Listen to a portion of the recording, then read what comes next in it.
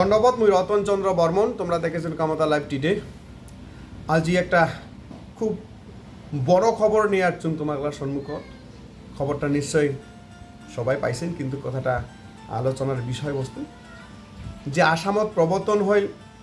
আসাম সরকারে বর্তমান প্রবর্তন করছে মাটি বাড়ির সমস্যা সমাধানের জন্য বসুন্ধরা 3.0।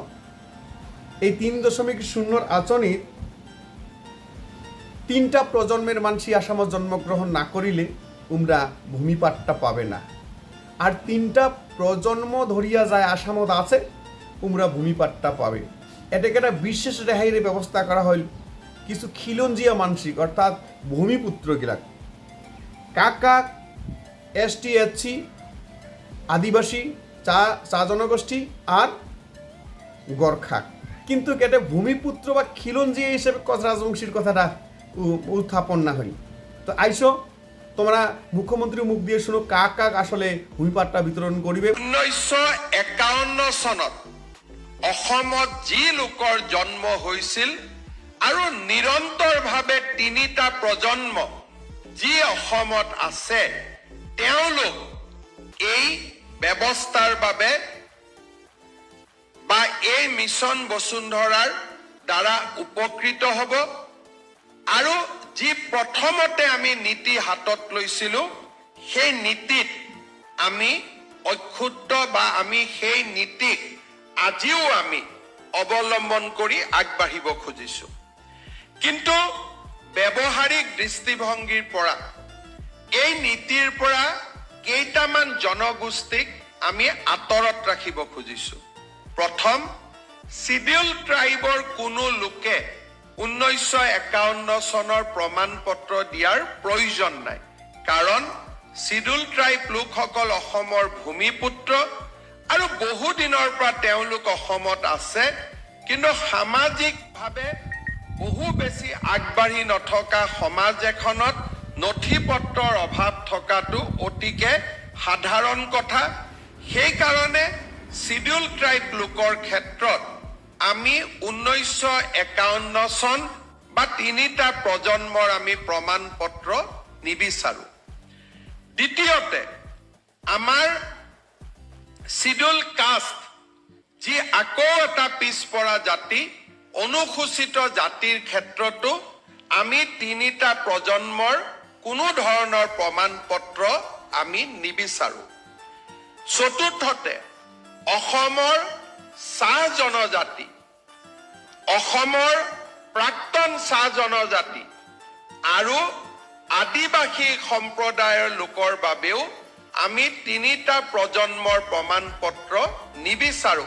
চাহ বাগিচাত কাম কৰিছিল, তেওঁলোকৰ নাম কোনোবা জুনিয়ৰ কোনোবা চিনিয়ৰ কনিষ্ঠ একেটা নামে তেওঁলোকৰ বহুত নাম আছিলে।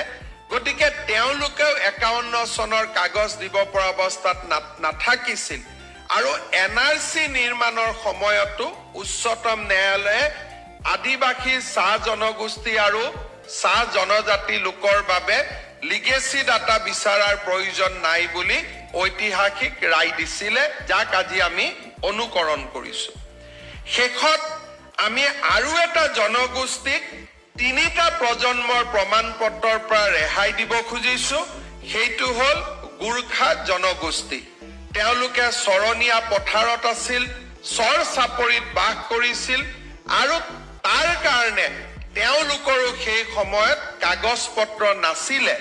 সেইবাবে আমি এই জনগোষ্ঠীটোকো 3টা প্ৰজন্মৰ কাগজৰ প্ৰয়োজনীয়তাৰ পৰা ৰেহাই দিছো। অৰ্থাৎ শিডিউল ট্ৰাইব, শিডিউল কাষ্ট, আদিবাসী চাহ জনজাতি আৰু গোৰ্খা জনগোষ্ঠীৰ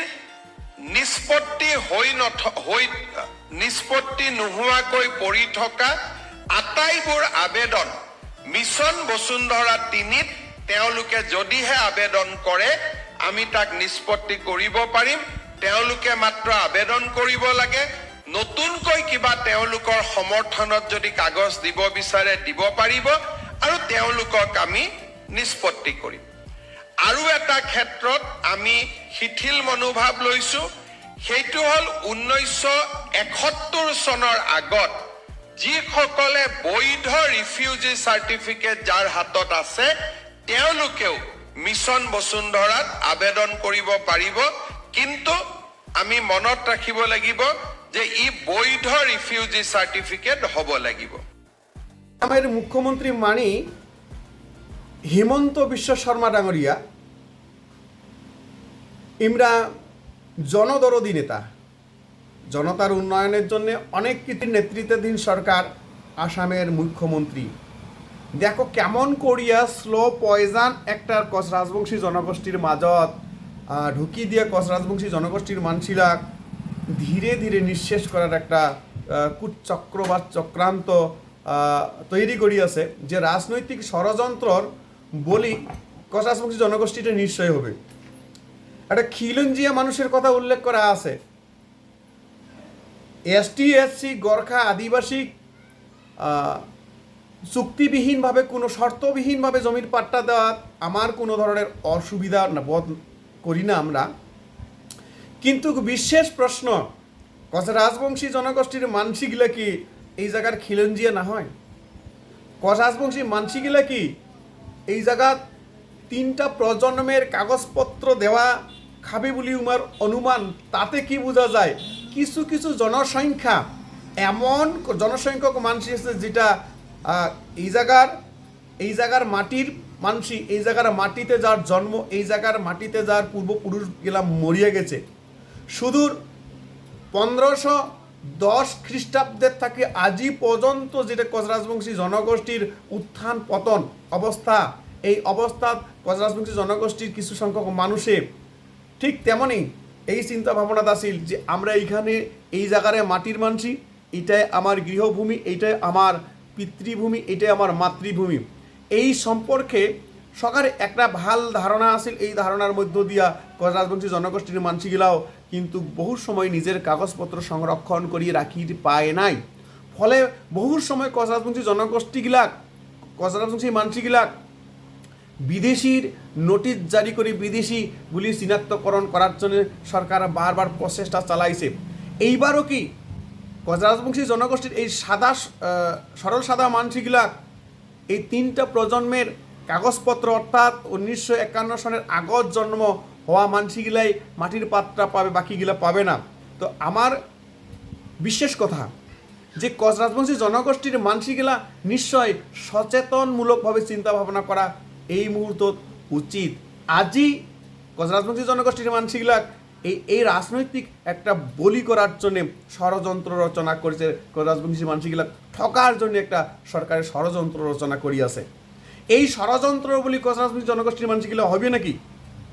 এই ষড়যন্ত্র বলি হয় কচ রাজবংশী মানসিগুলা কি নিজের অস্তিত্বর সংকটত পড়িবে নাকি যতটুকু অস্তিত্ব আছে?